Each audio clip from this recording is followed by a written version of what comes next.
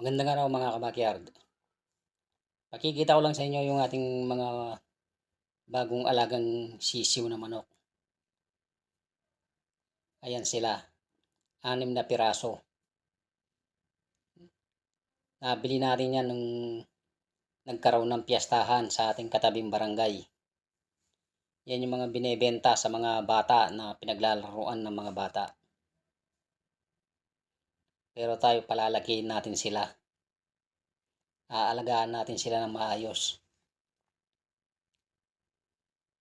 Ayan sila. Mukha naman silang malulusog. Malakas kumain. Sana walang magkasakit sa kanila.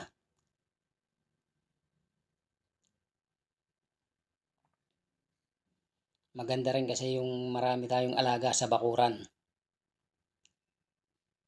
Kaya lang yung mga dikulay na manok na yan, alam ko puro lalaki yan.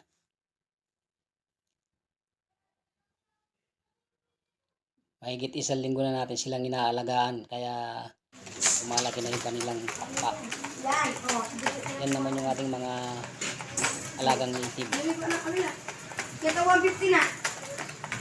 Paparami din tayo ng mga native chicken. Alam naman natin na yung native chicken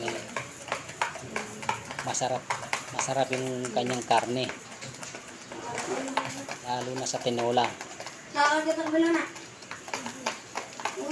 Saka mas healthy yung karne ng native chicken. Kaya magpaparami tayo ng ating mga alagang manok na native sa ating bakuran.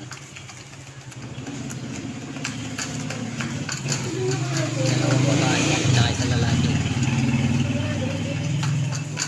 Siguro mga 1 buwan pa mangingitlog na yan.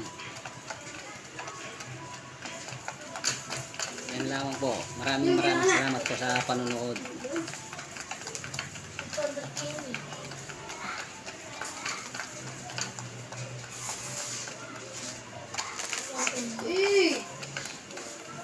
Agad na lang ang pabla.